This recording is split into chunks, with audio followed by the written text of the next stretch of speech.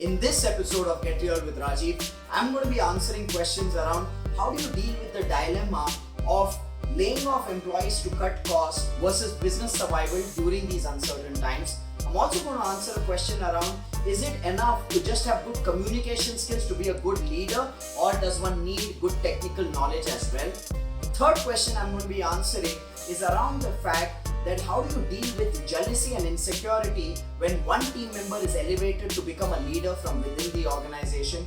And finally, I'm going to answer a question for trainers and coaches who are finding it difficult to offer their services because there's been a huge surge of free webinars and free trainings in the market today. So I look forward to seeing you in episode number 48 of Get Real with Rajiv to find an answer to these questions.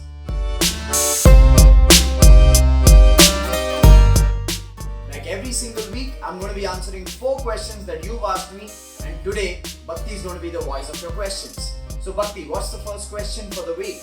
Our first question is from Pawan Chabria. With COVID-19, I have seen a lot of companies laying off employees. My question is, during such tough situations, should the businesses be just practical and reduce cost by laying off employees? In my opinion, employees are the true asset of any business. I understand these are challenging times and every business need to keep their cost under control. But what are the other solutions to this problem? Well, Pawan, thank you so much for asking this question. And I know we live in such uncertain times and so many unfortunate things happening around all of us. But I think the first step is to not have a judgment, a moral judgment about these things. Because this is such a complex situation, and we can't have a black or a white definition to is it right to lay off employees, or is it okay to just retain employees even though the business is not moving forward. I think it's very, very contextual. It's very, very culturally driven based on the philosophy of the management of each organization.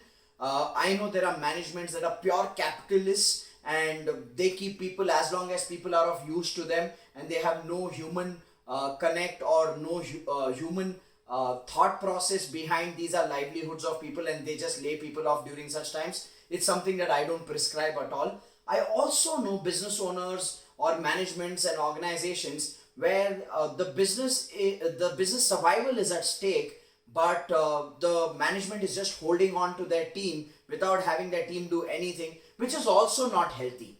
So in essence, what I'm saying is the solution to this very, very complex problem, and it has to be contextualized for every business, that's my disclaimer while I answer this, is that the first thing the business has to do is obviously focus on retaining employees, because now is not the time to kick on people's livelihoods. I've been saying this right from the beginning of the COVID-19 outbreak, that this is the time you can either earn people's commitment or you can earn people's curses. You have to decide what do you want to earn. And I understand, while I am talking about earning people's commitment and not laying people off, the other element is the business survival. And this is where managements and entrepreneurs have to analyze the financial situation, have to analyze the receivables, the reserves, and the outflows. And if they see there is going to be a deficit, which for a lot of business is the case, that they're going to run into a deficit, and that's why they're looking at cutting costs, my immediate solution would be not a layoff, but a deferred pay option, where you reduce the pay of your employees, you reach out, you communicate, you request, you make an emotional appeal, and people understand that we are living in very, very uncertain times and they will reciprocate. So you reach out, reduce the pay of the employees, and whatever amount you reduce, set up a common goal for the business by the end of the financial year and align people to that common goal and say, hey, you know what, this is our survival goal. If we are able to achieve this goal, we will be able to pay the salaries in full. Even the amounts that we are reducing right now, we can pay it in full. I think that is a great way of channelizing the energy of the team in these challenging times towards a common goal and getting that commitment out of people, rather than without any communication, being cold-hearted and laying people off. Again, I understand that there are some businesses who are not able to see the light of the day and they are in darkness at this point of time, and that uncertainty is leading them to take such decisions. But I think everybody deserves to give an opportunity to their team by requesting them for a lower pay at this point of time, by creating a common goal and creating that clarity. What is it that we need to survive? by aligning people's energies to that common goal, assigning them new roles, because even employees have to be flexible at this time and they need to be willing to do whatever it takes to be able to contribute in a tangible manner. I think we are moving towards an era where the concept of salary is going to become redundant and every person will have to contribute and earn their income. Because businesses can no longer afford to just have a monkey on the back, a team member who's just there getting paid without contributing anything. So I think it's a joint responsibility in every organization on how the leadership and the team members show up and give to each other and come together, because this is the time every organization needs a high performance team. That's just my way of looking at things, Pawan. I know contextually it may differ for different people, but that's just my point of view. With that, let's move to the second question of the week. So Bhakti, what's the second question? Our second question is from Sahit. I have a team of 10 people and due to my busy schedule, I hired a team lead to guide them as he has very good communication skills, but he is not having technical knowledge in the business side. What should I do now? Well, Sahit, you've made a classic mistake that a lot of entrepreneurs make. A lot of entrepreneurs look at one trait, one capability, get excited and they hire a person. Now please understand this. When you hire for the role of a team lead, that person should have the capability and the capacity to lead people and the projects. Because that's when that person can play the role of a leader. In your case, this person may be a great communicator and may be able to communicate clearly but does not have the knowledge. And I've said this in the past and I'm going to say this again. When you hire a person, you always need to break down the tasks that the person is going to be responsible for once you've given them the job. So you need to list the tasks in a detailed manner. Now, once you've listed the tasks, then you need to further break it down into attributes that the person should have, capabilities that the person should have to execute those tasks in an appropriate manner. Now, the question on your mind will be, how do I list those attributes? The simplest framework I know is what I call the ask factor, where you need to break down what is the attitude a person needs to have to be able to do the job task, what are the skills a person needs to have to be able to do the job task, and what is the knowledge a person should have to be able to do the job task. So that's why it's called the ask factor, attitude, skill, knowledge, ASK.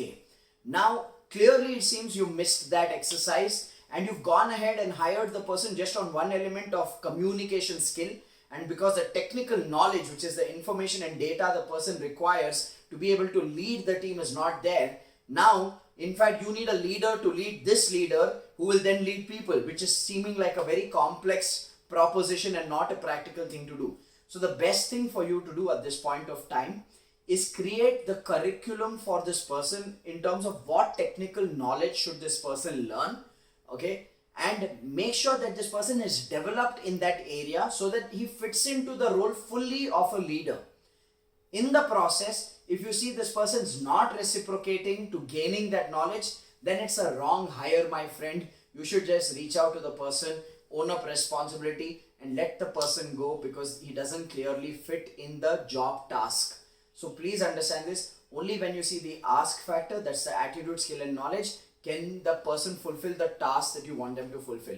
Always evaluate this, create this, assess this, only then hire people for a job. Otherwise, you will end up in such a disastrous situation. So for now, my solution to you, Sahit, is define the technical knowledge that the person needs to learn. Develop that person in that technical knowledge. If they reciprocate and pick it up, good job on you as a mentor. If they don't reciprocate and pick it up, just take ownership and let the person go for making a wrong decision. I hope that makes sense to you, Sahit. With that, let's move to the third question for the week. So Bhakti, what's the third question? Our third question is from Rajesh Verma. Sometimes picking up a second line leader from the existing team disturbs other members of the team due to internal rivalry. In such cases, outsider gets faster acceptance. Do you agree from this viewpoint or have you come across with such situations in the past? Well, let me put it this way.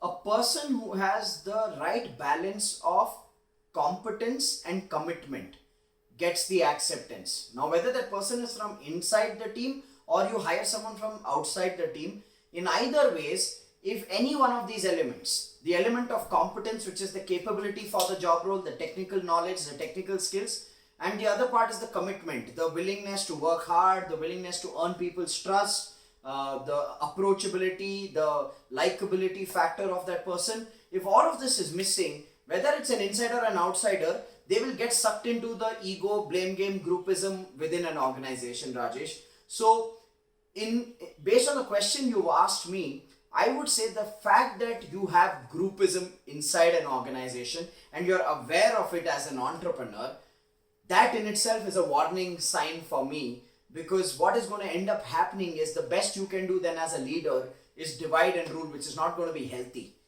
So as business owners, as entrepreneurs, as leaders, one of the things we need to make sure is we build a culture where commitment and competence is honored, it's recognized, it's acknowledged. So we create a role model for people on who they need to be and who they should not be.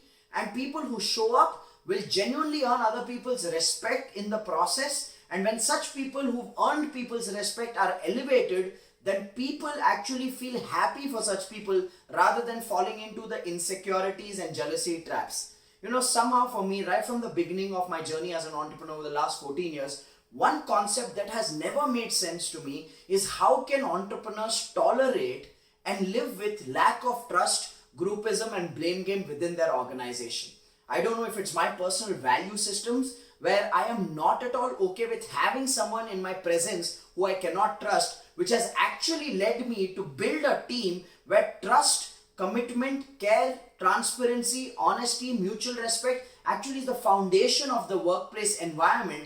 And if someone cannot demonstrate that, they don't fit in right from the day one, which has helped us build a lot many leaders. So I would still say that building leaders from within the organization is a way more powerful option than hiring a leader from the outside. Because even when you hire a leader from the outside, if inside there is a culture issue, even the outsider will become an insider and get into this ego blame game politics. So it's largely about culture management and not about elevating an insider or hiring someone from the outside. I hope that widens your perspective, Rajesh, and pushes you to think and evaluate that in your organization, have you spent time, money, energy as a leader in building a culture of respect and results? If you balance the two, you will have a happy workplace. With that, let's move to the fourth and final question for this week's episode. So Bhakti, what's the fourth question? Our fourth question is from AYS. I started my online training and consulting business few months back in IT technologies, but there are so many free trainings made available in the lockdown period, so no one is buying my training or service. What should I be changing? Well, Mr. AYS, whoever you are, let me tell you something. It really depends on who your target audience is. If you're providing IT technical training to the corporate market, to B2B customers, then there are two things that determine success in that market. One is the level of relationships you have with decision makers, the kind of network you have of decision makers who are willing to give you that opportunity. Second, it is a very cost sensitive market. So if you are able to be cost competitive, then it's easier for you to open doors. So if you're in the B2B market, relationship building, managing costs, and it's a given that your quality has to be good. Because just because you're charging less does not mean people are going to be okay with you being a mediocre trainer or a consultant. So I am not even addressing the point of quality. If you're a B2B business, these are the two factors that determine success. But if your target audience is individuals and you're focused on B2C, where you're training individuals on different IT technologies, and this is where you're seeing a challenge that there are so many free webinars happening and people are getting information, so they're not directly buying your courses, then let me tell you something. The reason why so many different webinars are happening for free is these free webinars are a platform for trainers and coaches to showcase to the audience their capabilities, their content, their depth of knowledge, and it gives the participant an opportunity to evaluate and assess if this trainer or this coach has the content that I want to learn or I need to learn. Can I relate and resonate with this trainer and coach? Is this person the right mentor or teacher for me? And the people who resonate end up buying the advanced courses from these free webinars. So I would highly recommend, my friend, that you should also provide free webinars as a demonstration tool of your capabilities, of your content, of your credibility, and those of them who resonate with you will buy from you. Those who don't will not buy, and you've anyway given them some value for 90 minutes to 2 hours for free, so they can't complain that why are you selling towards the end. So my friend, the B2C training industry is headed in that direction, whether you like it or not. And the sooner you adapt to it, the better it is for you. I think it's a great direction for the industry to go in, because it's giving participants the option of experiencing someone, testing someone before they trust them fully. So adapt to that change if you're in the B2C market, and if you're in the B2B market, then see what will it take for you to build relationships with decision makers, and what will it take for you to be price competitive, so that those decision makers, it's easy for them to open the doors for you. I hope that makes sense to you, my friend. And with that, we come to the end of this episode of Get Real with Rajiv. Now is the time for us to pick the winner of this week, who will get a copy of my book Lead or Bleed. So Bhakti, who do you think deserves to win? Okay, so let me tell you who I think deserves to win.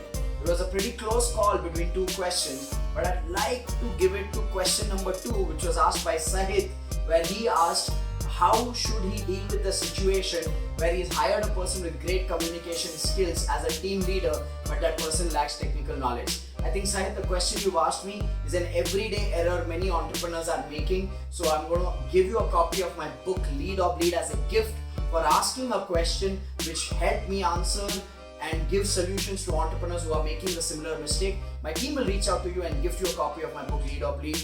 And I hope you enjoy the read, my friend. And for the rest of you, you know what you got to do after you watch an episode of Get Real with Rajiv. You got to, in the comment section, put out the questions for the next week's episode. Whatever you would like to ask with regards to business, team, sales, marketing, relationships, money, anything, put it out in the comment section, and press the share button so that more entrepreneurs get to view this series and learn from the Q&A that I do with Get Real with Rajiv. So with that, this is Rajiv Talreja signing off. I look forward to seeing you in my next episode.